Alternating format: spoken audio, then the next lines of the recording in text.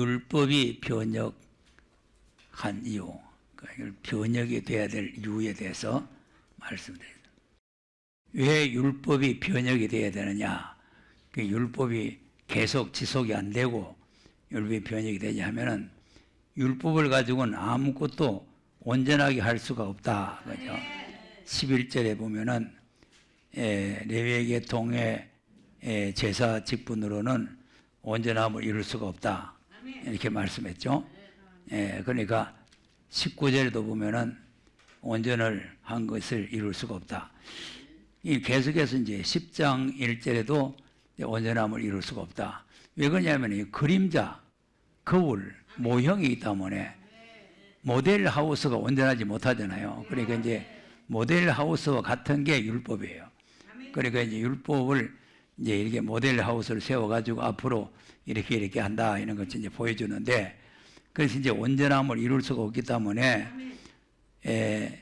온전한 것이 오면, 온전한 것이 오면은 모델 하우스 철거해야 되잖아요. 그 모델 하우스 철거해야 된다. 그러니까 이제 온전한 것이 세워지고 아파트가 완성될 때까지는, 아파트가 분양이 다 될 때까지는 모델 하우스를 세워놨다가, 그래서 이제 아파트가 분양이 다 되면 모델 하우스 철거해버려. 그래서 이제 예수 그리스도가 오실 때까지 율법이 존재하고 있다가 예수님 오시면 거기서 이제 폐지가 되는 거죠. 폐지는 것이고, 폐지가 됐다고 해서 뭐 율법이 간대온대 없이 없어지는 것은 아니고, 모델 하우스처럼 뭐 없어지는 것은 아니고, 그것이 이제 은혜 속으로 다 들어가 버려요. 은혜 속으로. 그러니까 은혜 속으로 들어가 버리니까 이제 예수를 믿는 믿음 안에 이 율법이 다 들어가 버는 거죠. 그래서 이제 예수님이 오시면 이거 이제 이제 결혼식 할 때도 이제 뭐 요새는 뭐 아버지가 이제 손잡고도 가고, 옛날에는 저 둘러리라고 해요. 둘러리. 옆에 둘러리가 서가지고 이렇게 신부도 데리고 오고 신랑 데리고 이렇게 하거든요. 이 둘러리는 신랑 신부를 여기 갖다 놓으면은 볼 일 없는 거예요. 가야 돼요. 같이 서가지고 결혼식 참석 못 하는 거죠. 그러니까 이제 이 율법이라는 거는 막 그런 둘러리에 불과하다. 그러니까 이제 예수님 오실 때까지 있는 것이 율법이다. 갈라디아서 3장 19절에 보면 그런 말씀 있죠. 시작. 그런즉 율법은 무엇이냐? 범법함을 인하여 더한 것이라. 천사들로 말미암아 중보의 손을 빌어 베푸신 것인데 약속하신 자손이 오시기까지 있을 것이라. 네. 아멘. 그 약속하신 자손이 오시면 끝난다 그 말이죠. 그러니까 이제 그 율법이라는 거는 24절에 시작.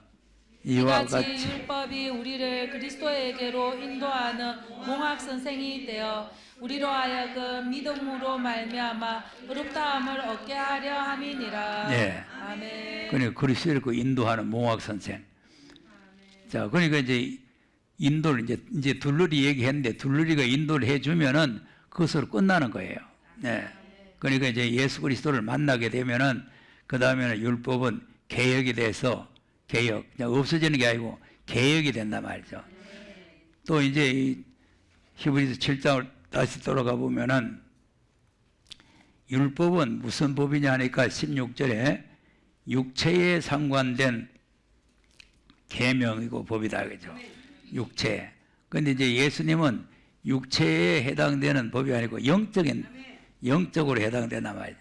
그러니까 이제 이 육적으로 해당되는 이 법이기 때문에 이 법이 무익하고 연약해서 폐해져야 된다. 이 18절에 있는 말씀, 지난주에 말씀드린 전에 계명이 연약하고 무익함으로 폐해진다. 이렇게 됩니다.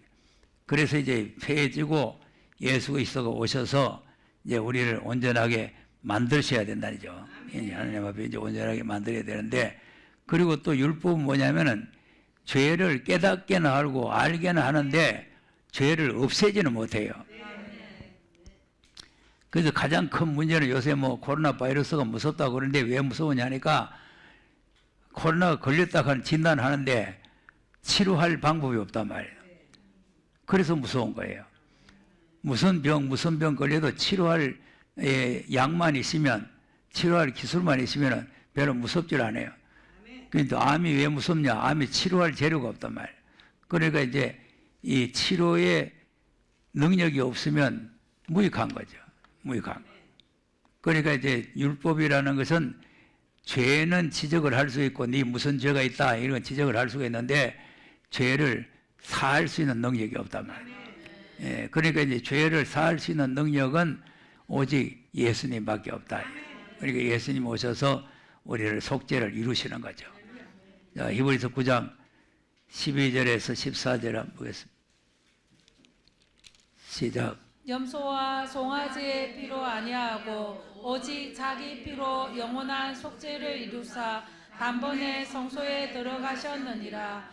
염소와 항소의 피와 및 암송아지의 죄로 부정한 자에게 뿌려 그 육체를 정결케 하여 거룩케 하거든. 하물며 영원하신 성령으로 말미암아 흠없는 자기를 하나님께 드린 그리스도의 피가 어찌 너희 양심으로 죽은 행실에서 깨끗하게 하고 살아계신 하나님을 섬기지 못하겠느냐. 네. 아멘. 자, 그러면 이제 염소와 짐승의 표도 정결케 했다 그 말은 일시적이라면 일시적. 그리고 그거는 이제 한 번 하면은 일시적 그때만 속죄가 되는 거지. 그 다음에 또 양과 염소를 잡아서 또 들어가서 속죄를 해야 돼요. 그러니까 계속해서 반복적으로 그렇게 해야 되기 때문에 영원한 속죄가 이루어질 수가 없죠. 그런데 이제 예수 그리스도는 단번에 영원한 속죄를 이루셨다는 거 아닙니까? 그러니까 이제 이 율법은 미약하고 무익하고 그것은 이제 개혁이 돼야 되는 그런 이제 법이고 이제 예수 그리스도로 말미암아서 속죄가 이제 완성이 된다. 완성이 되고 그리고 또 율법은 하나님 나라에 들어갈 수 없는 문이 막힌 것이고 예수의 피는 하나님 나라에 들어갈 수 있는 문을 열어놓는 거예요. 자, 10장 19절 20절 한번 보겠어요. 시작. 그러므로 형제들아 우리가 예수의 피를 힘입어 성소에 들어갈 담력을 얻었나니 그 길은 우리를 위하여 휘장 가운데로 열어놓으신 새롭고 산 길이요 휘장은 곧 저의 육체니라. 아멘. 아멘. 자, 오늘 또 이제 오늘 오전에 하늘의 열린 문에 대해서 설명을 드렸죠.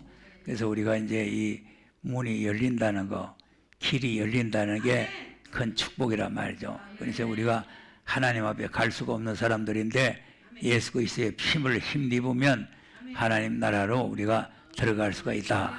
예, 이러는 거죠. 자, 그러면 이제 예수님이 십자가에서 피 흘려서 우리를 속죄를 완성하신 것은 하나님께서 이 땅에 내려가서 그 일을 하라는 거 아닙니까? 그 일을 하라. 그래서 이제 그 명령을 받아와서 예수님께서 그는 희생의 제물이 되셔가지고 우리를 속죄를 이루셨다. 그런 말이에요. 그럼 우리가 이제 속죄를 받은 사람으로서 지금 이제 율법과 속죄와 재림 이렇게 이제 우리가 나누어야 돼요. 율법은 미약해서 무익하기 때문에 폐하시고 예수님이 오심으로 율법이 완성이 됐잖아요. 됐는데 이제 예수를 믿고 예수의 피로 구원받은 사람들이 다시 오실 주님을 만나야 된다 이거죠. 그래서 우리 가장 중요한 것은 지금 예수 믿는 것은 각 교회가 다 예수 믿어요. 방방곳곳에 십자가 세워놓고 예수님이 우리 죄를 속죄했다고 다 이렇게 십자가를 세워놨잖아요. 세워놨기 때문에 그래서 내가 뭐 오늘 오전에도 말씀드리고 했지만 뭘 모른다 그래도 예수만 알면 구원받아요. 다른 거 아무것도 몰라도. 그런데 예수도 바로 알아야 돼요? 아무렇게 알아야 돼요? 바로 아는 게 어떻게 아는 거예요? 그렇죠. 예수는 그리스도라고 하는 게 바로 아는 거예요. 그래서 예수 믿는 것 받은 증거만 예수만 알면 안 돼요. 예수와 그리스도를 다 같이 알아야 된단 말이에요. 예, 그렇게 바로 알아야 구원의 역사가 완성이 되는 거죠. 자, 그런데 이제 예수만 알면 돼요. 뭐 천국이 어떻고 뭐 미래가 어떻고 재림할 때가 어떻고 뭐 율법이 어떻고 뭐 그런 거 아무것도 몰라도 돼요. 예수만 알면 된다니까. 이 사람 뭘만 알고 천국 갑니까? 이 사람이야말로 정말 성경이라는 건 아예 모르는 거예요.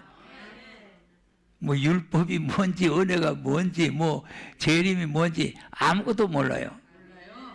도둑질만 해요, 도둑질, 강도질. 그런데 예수만 알면 구원을 받는다니까. 자, 사도행전 4장 12절도 보세요. 시작. 다른 이로서는 구원을 얻을 수 없나니 천하 인간의 구원을 얻을 만한 다른 이름을 우리에게 주신 일이 없음이니라 하였더라. 네. 아멘. 천하 인간에 다른 이름이 없죠?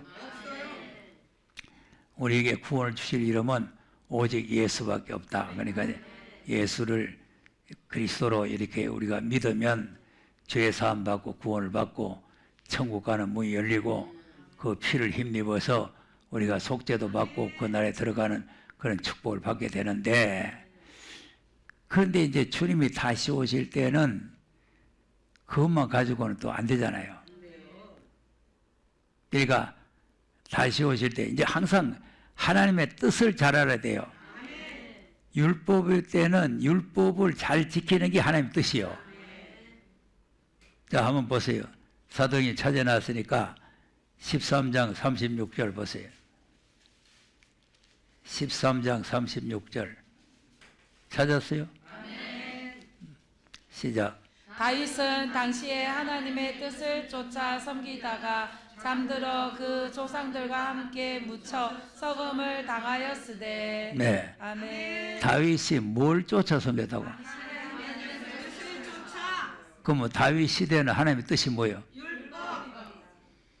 다윗 시대는 하나님의 율법이요. 그러니까 율법을 쫓아서 율법에 흠 없이 율법을 순종하고 율법을 잘 지켜서 그 율법을 따라서 율법이 하라는 대로 뭐 양을 가져오는데 흠 없는 것을 가져오라면 흠 없는 거 가져오고. 그런데 이제 어느 시간인가 뭐 제가 이 설교 준비하다가 이제 말씀이 하나 나왔는데, 법궤를 새술에다가 싣고 가다가 다구원이라는 타작마당에 가서 소가 펄쩍펄쩍 뛰는 바람에 법궤가 넘어지려고 하니까 그 법궤를 잡았죠. 야, 그 법궤가 떨어지려고 하는 거 잡는 게 정성 아니에요. 누가 술에 실으라 그랬어요? 지고 가라 그랬지. 율법이 그래 안 돼 있어요. 메고 가야 되는데 술에 싣고 간 게 잘못이다.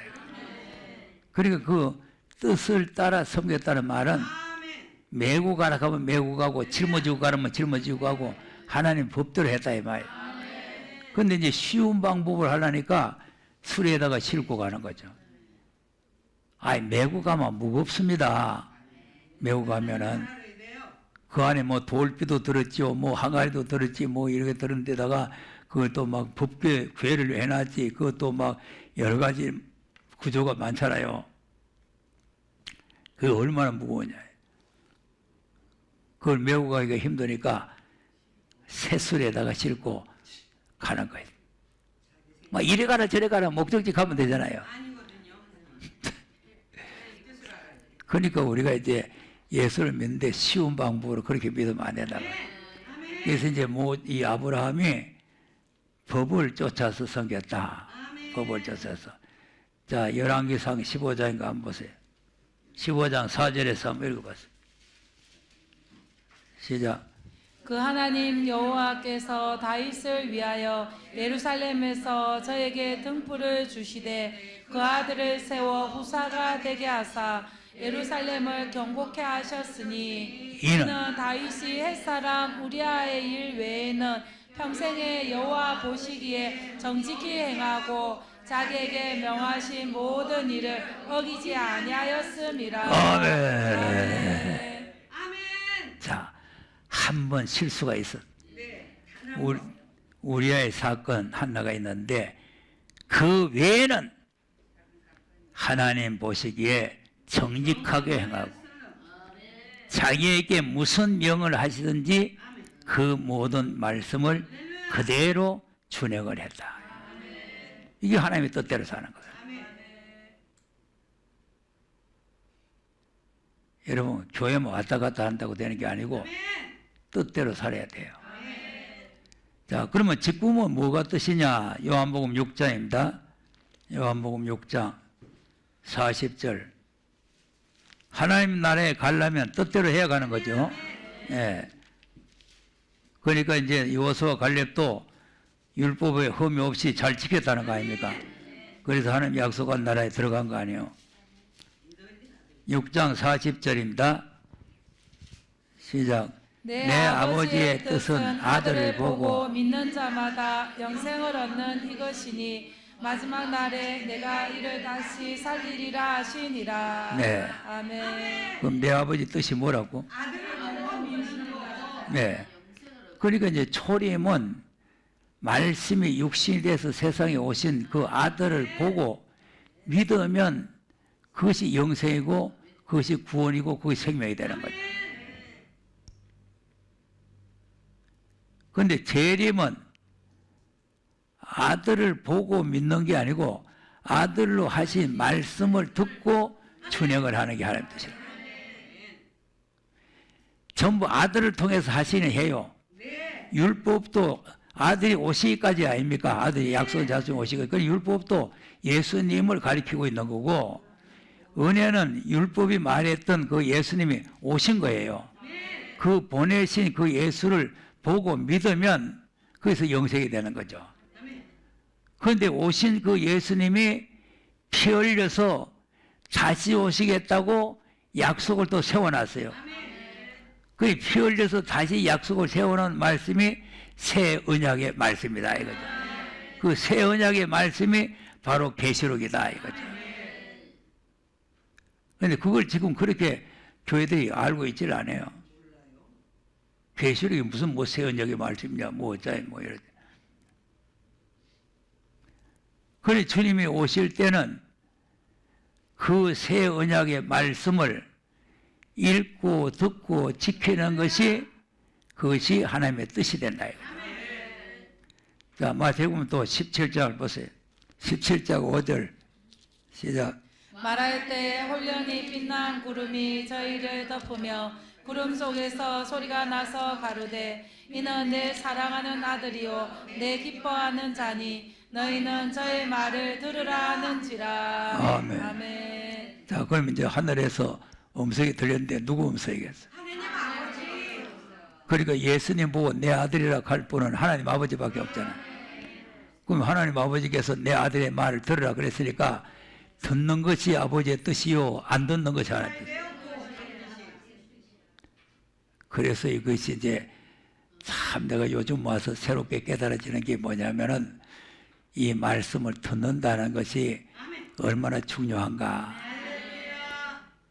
그런데 안 듣는 사람이 많이 생겨요. 왜 생기냐면은 잘못해가지고 교회를 나가든지 잘해서 나가든지 그러면 이제 내가 말씀을 전하는 중에 뭐 나간 사람에 대해서 말이 하잖아요. 그러니까 나간 사람을 말하려고 하는 게 아니고 이렇게 말씀에서 이탈하면 안 된다 하는 말을 하면은 나간 사람 말하는 것이 돼버려요.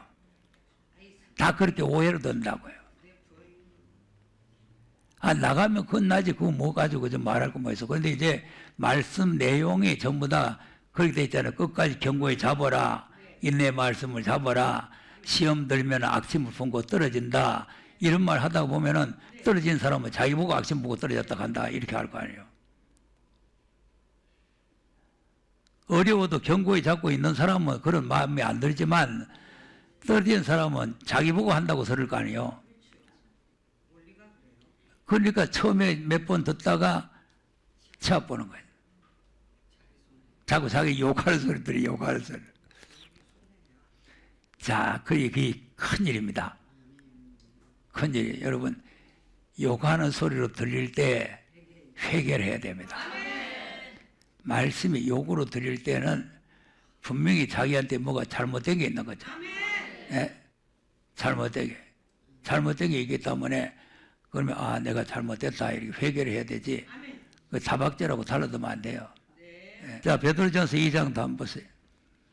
자 2장 6절에서 8절까지 보면은 보배 돌이 되는 사람도 있고 부딪히는 돌, 거치는 돌이 되는 사람도 있죠. 그 똑같은 예수님인데 어떻게 어떤 사람은 보배 돌이 되고 어떤 사람은 거치는 돌이 되느냐 이거죠. 똑같은 예수님인데 한번 잘 읽어보세요. 시작. 경에 기록하였으되 보라 내가 택한 보배롭고 욕이나 모퉁이 돌을 시온에 두노니 저를 믿는 자는 부끄러움을 당치 아니하리라 하였으니 그러므로 믿는 너희에게는 보배이나 믿지 아니하는 자에게는 건축자들의 버린 그 돌이 모퉁이 돌의 머릿돌이 되고 또한 부딪히는 돌과 거치는 반석이 되었다 하니라. 저희가 말씀을 순종치 아니하므로 넘어지나니 이는 저희를 이렇게 정하신 것이라. 아멘. 아멘. 자 믿는 자에게는 보배돌이죠. 믿지 않으면 부딪히는 돌, 부딪혀요. 돌에 부딪히면 얼마나 아프겠어요. 또 걸려서 자빠져요. 똑같은 말씀인데 믿음으로 들으면 보배가 되고 그걸 믿지 않고 불신앙으로 들으면 자기를 욕하는 소리 들리고 부딪히는 소리 들리는 거예요. 미가서 2장도 한번 보세요. 자 6절에 있는 사람은 욕으로 들리죠. 6절 시작. 그들이 말하기를 너희는 예언하지 말라. 이것은 예언할 것이 아니오늘 욕하는 말을 그치지 아니한다 하는도다. 예. 아멘. 뭘 안 그친다고? 계속 욕한다. 계속 욕한다. 아침에도 욕하고 저녁에도 욕하고 뭐 새벽에도 욕하고 자꾸 욕으로 들려요. 자 그런데 7절에 있는 사람은 어떻게 들려요? 시작.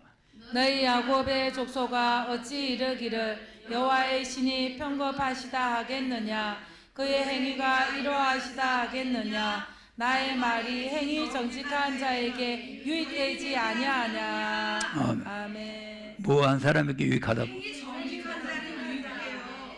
그러니까 하나님의 말씀은 정직하신 말씀이기 때문에 행위가 정직하면은 다 유익하게 들리는 거예요. 유익하게 들리는. 다 아멘으로 들리고 유익하게 들리는데 행위가 좀 이 말씀에서 이탈해서 삐딱하면은 자기하고 안 맞는 거예요. 네? 자 아방 보세요. 자기에게 바른 말하는 미가야를 미워하잖아요. 미워해서 하나님의 말씀을 그대로 가르쳐 줬어요. 그대로. 예? 거짓말하는 영이 400명의 선자들이 입에 붙어가지고 왕을 죽이려고 지금 거짓말을 했으니까 전쟁터에 나가면 죽습니다. 그러니까 하나님께서 나에게 그렇게 말씀을 했습니다. 그러면 아합이 제대로 된 정신이면은 그러냐 고지 들어야 되는데 요놈을 잡아다가 아무 데다 가다 놓고는 고생의 떡과 고생의 물을 마시고 내가 돌아올 때까지 요놈을 좀 고생을 좀 시켜놔라. 그리고는 왕복을 벗어버리고 병사의 옷을 입고 전쟁터에 수모가 들어갔잖아요. 그럼 그 많은 군사 중에 똑같은 군사복을 입고 들어갔으니까 적군들이 알겠어 모르겠어요? 전혀 모르지. 적군이 우연히 쏴버렸어. 우연히 쐈는데 왜 됐어요? 웽착 맞아버려. 여러분 바른 말을 귀담아 들어야 됩니다. 싫게 들으면 아합같이 돼버려요. 아합같이. 바로 가르쳐주면 아이고 감사합니다. 예, 몰랐으면 큰일 날 뻔했는데 바로 알려주셔서 감사합니다. 그래야 주님이 다시 올 때 주님 앞에 설 수 있는 거예요. 그래서 우리 교회는 뭐 칭찬해주고 뭐 잘한다 하고 뭐 이런 데가 아니고 말씀을 바로 가르쳐서 바르게 신앙생활 하라는 거죠. 그래서 오늘 시간이 다 됐기 때문에 길게 말씀드릴 수는 없고 우리가 어쨌든 주님이 다시 오실 때는 말씀을 듣고 유익이 되어야 될 줄로 믿으시기 바랍니다.